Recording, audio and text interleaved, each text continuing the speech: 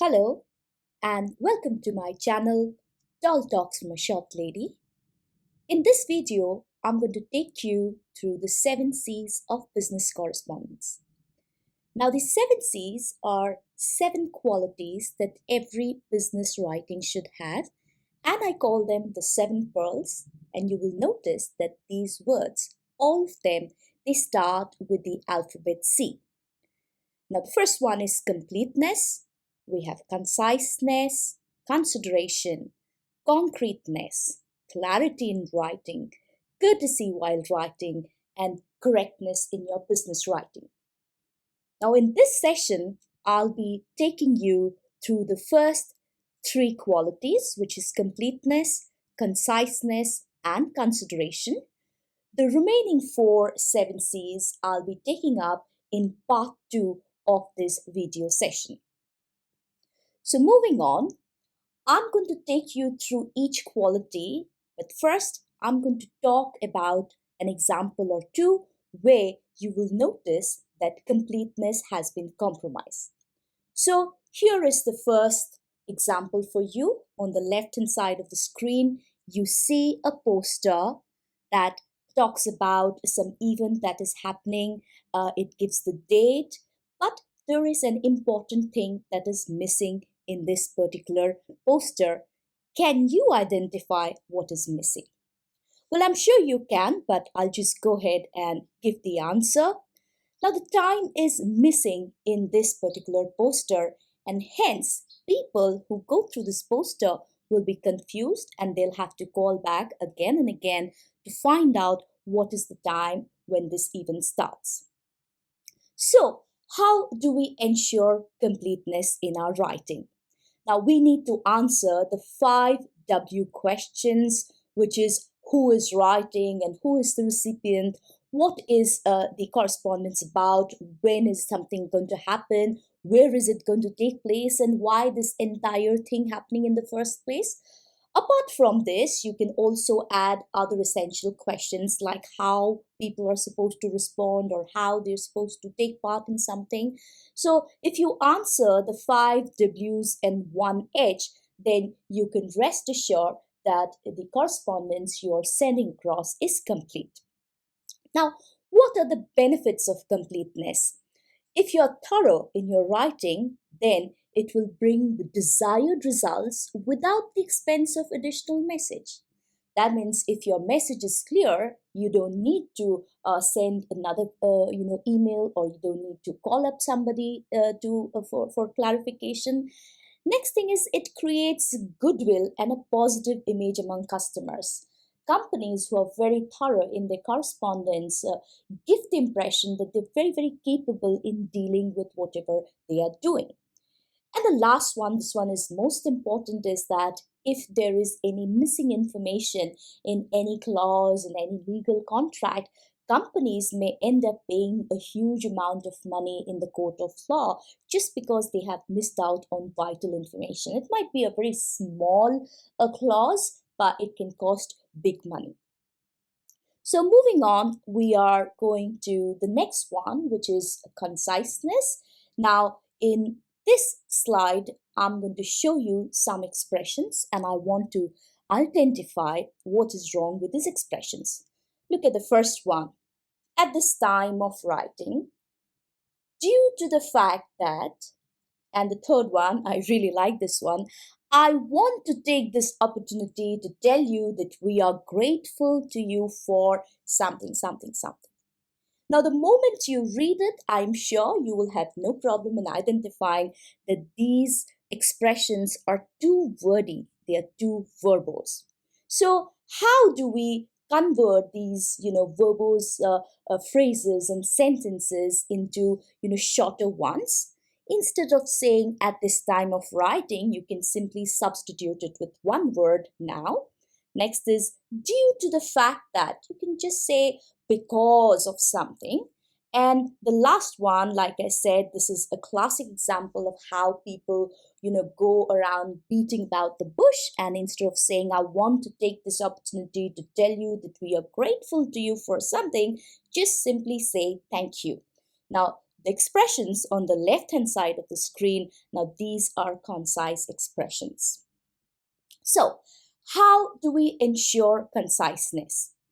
You say what you have to say in the fewest possible words, but while you're using the minimum number of words, you have to ensure that you're not sacrificing other C qualities. For example, in order to keep your letter short, it does not mean that your letter should give incomplete information.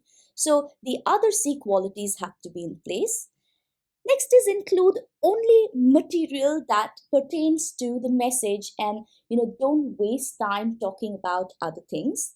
And one more thing I've noticed is when we are indulging in business writing, especially formal letters, we have this habit of thanking people again and again, telling them what you need again and again, as if repeating the sentences will, get your business done any faster. So my advice is do not repeat. If you have said something in the beginning of the letter, there is no good reason why you should repeat it again. Okay, so what are the benefits of being concise? Now, being concise, first of all, saves time. Time is money, and it saves expense for both the sender and the receiver. Next is it adds emphasis to your message by allowing important ideas to stand out. If your correspondence has a lot of text, then the important ideas might just get lost, within the abundance of the text. So the shorter the text, the more easier it is for your ideas, point the focus to stand out. Moving on, I'm coming to the third C quality of business correspondence, which is consideration.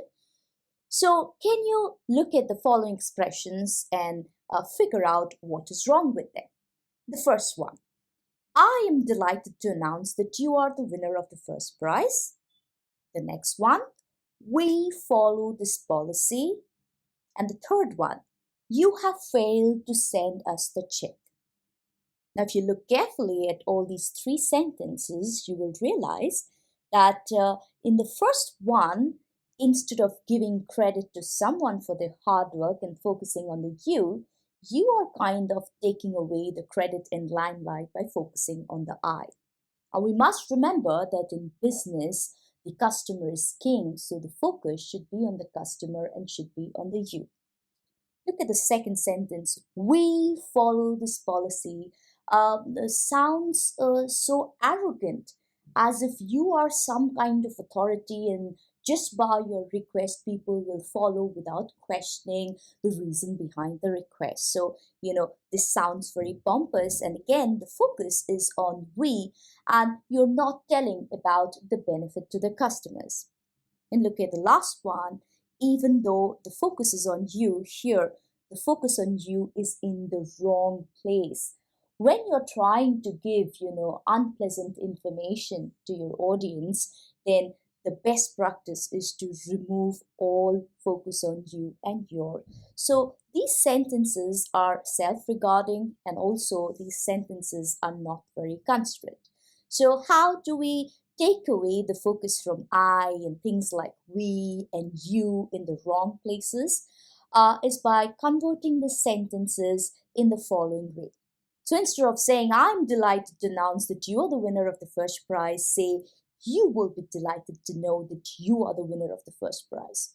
You are the person who is, the reason why we are celebrating, this function. And hence, you should be delighted to know and you should be given all the accolade and the credit.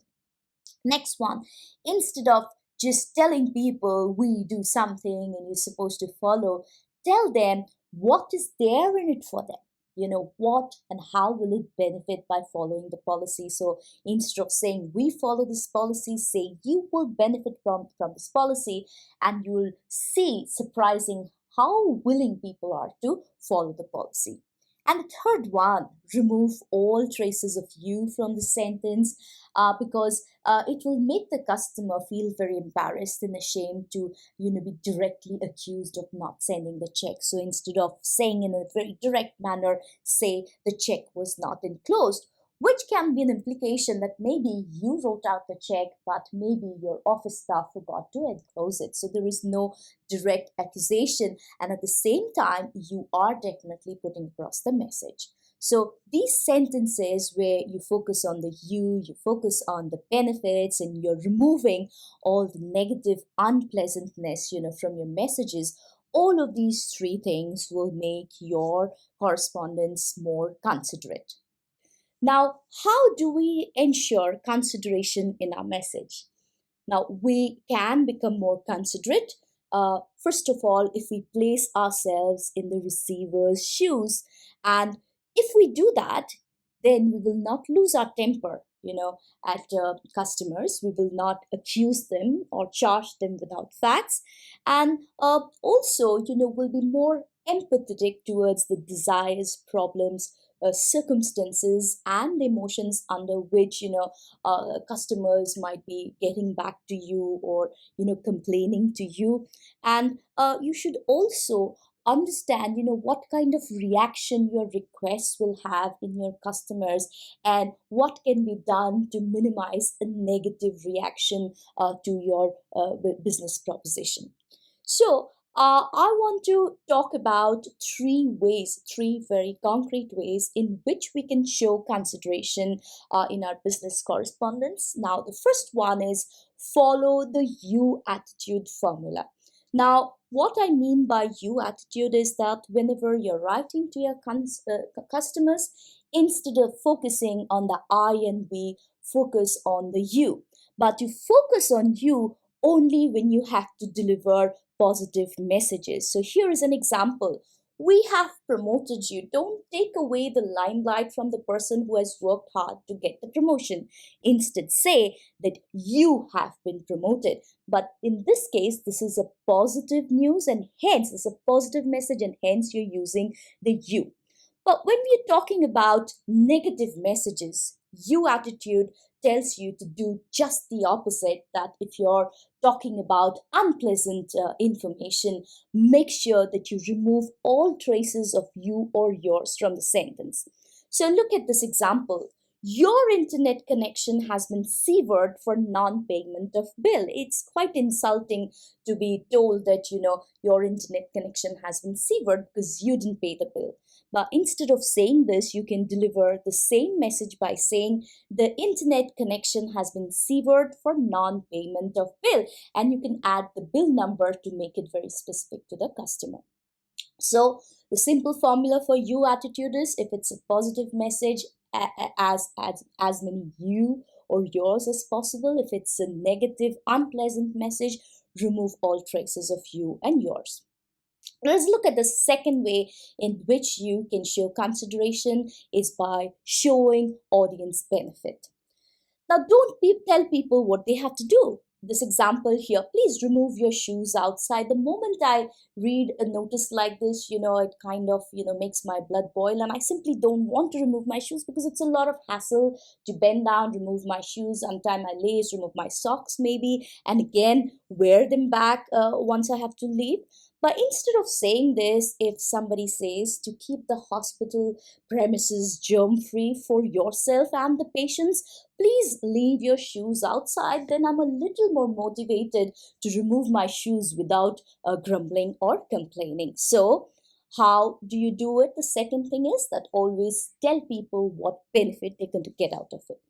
Now, moving to the third one is say positively even where a negative is required. Now, if you master the art of removing all negative words, from your correspondence, all can't, won't, shan't, you will see that it makes for a better communication.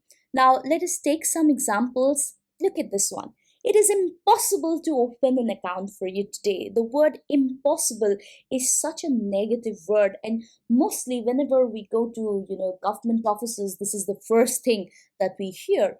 But instead of using such a negative word, you can say that as soon as your signature card reaches us, we will gladly open an account for you. So the trick is, don't say what you can't do, just focus on what you can do, and by implying what you can do, you're automatically talking about the things that you cannot do. Let me take a second example. We don't refund if the returned item is soiled and unsaleable. Focus on the word don't. It is such a negative word. It will drive away your customers the moment they come and read something like this.